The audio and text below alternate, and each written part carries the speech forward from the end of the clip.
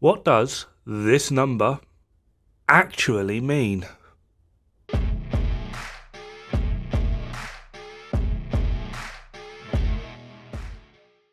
Now, before we get into this, I need to show something that's pretty simple. So I've already had like 2 people complain that I'm wrong about how the percentages work in this game.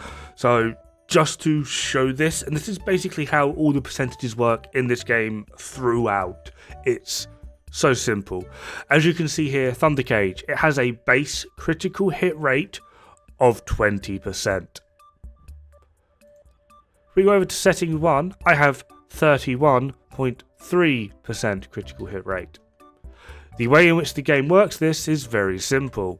Now, what I would like you to do is just go into Google and type in 20 times 1 point, and then this is our critical hit multiplier here, 1.565, and we can also do that as well. So here we have 20 times 1.565. We're going to press enter. 31.3. Going back over to the game, and yeah, shock horror, 31.3. It's so easy to actually figure this out in terms of like basic math. It's very simple. This is how all of the percentages essentially work. The only difficult part is then figuring out what percent goes where. And to be honest,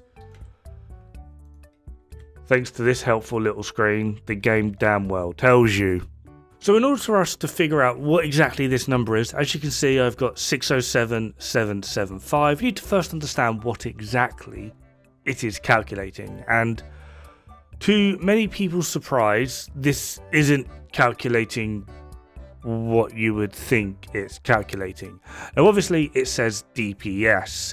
Problem is DPS comes in 2 forms. You have burst DPS, which is what you will mostly notice throughout probably 99.9% of your gameplay. And then we have sustained DPS.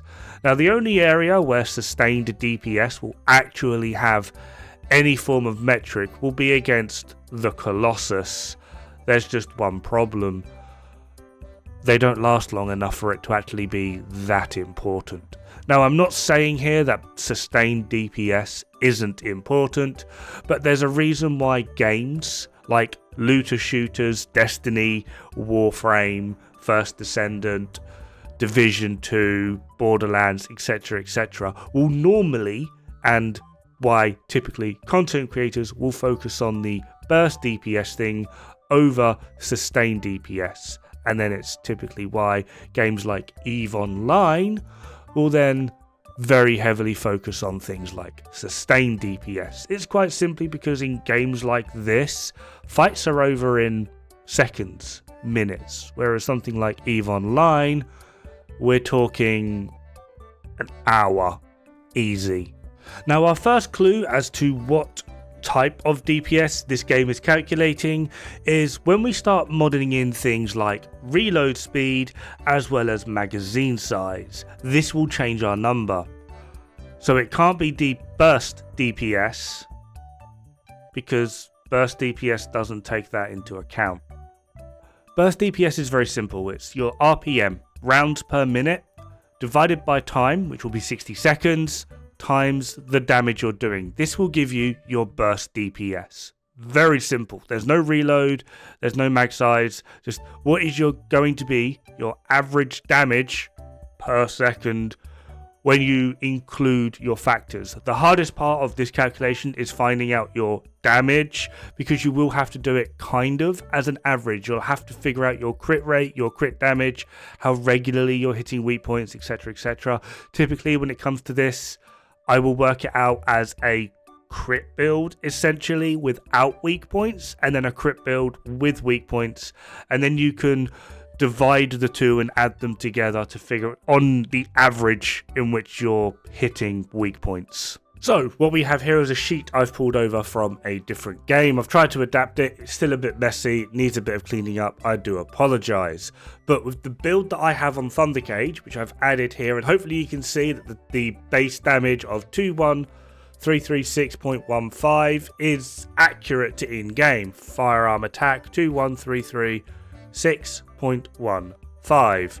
I do have an element on this weapon which I haven't calculated in, just for the sake of just making this a little bit easier to read and understand. I have times 6.026 critical hit damage, and I've got a weak point multiplier of 0.2. All in all, this gives me a burst DPS against weak point of 980,234, and against a non-weak point 917,067. Now, obviously, this is nowhere near what the number is being shown, for two reasons. One, I've not calculated in the fact that I've got toxic attack on this weapon as a roll, and two, it's not calculating burst DPS, but already we're massively over. And if I add in that toxic attack, well, things start to look even more silly. So how exactly do we go about calculating sustained DPS?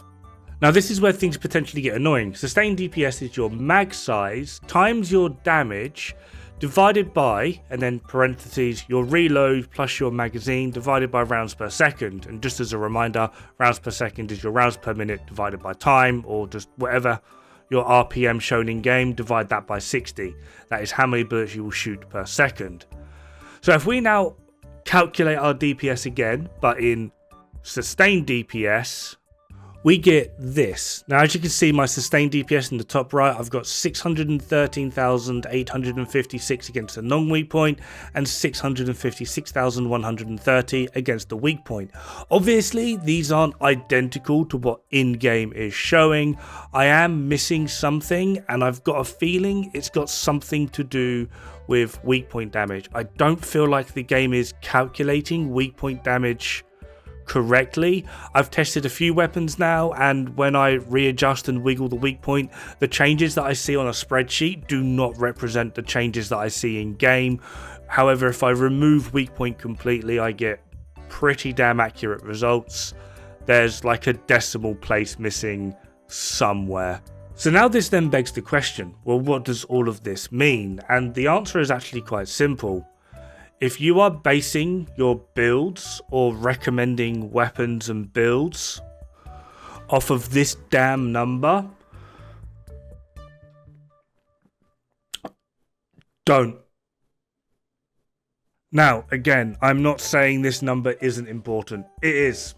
It is important. It's just nowhere near as important as you'd think. The way in which sustained DPS works is you start off at your burst DPS calculation. Say like against the Colossi. The moment you start firing, you start off at burst DPS. That is your average damage per second. As the fight progresses, you work your way down to the sustained DPS calculation.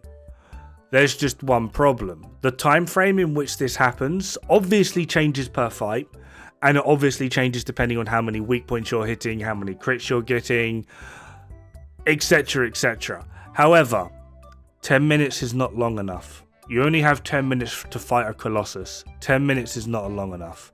And if you're going for general ad clear, sustained isn't really doing anything. Like you can see in the footage now, this is on hard.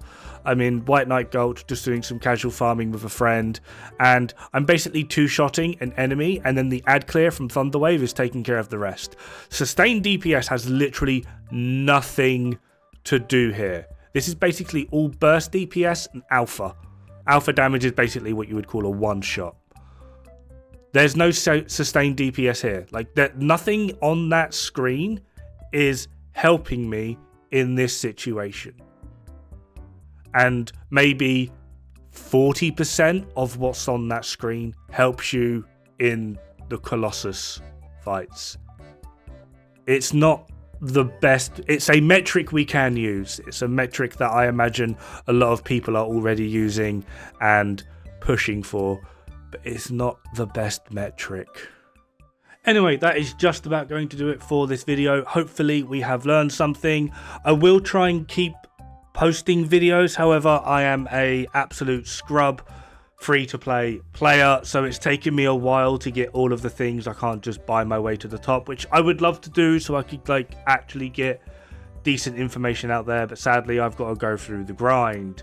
However, in the meantime, have fun, good luck, don't die, it's bad for the health.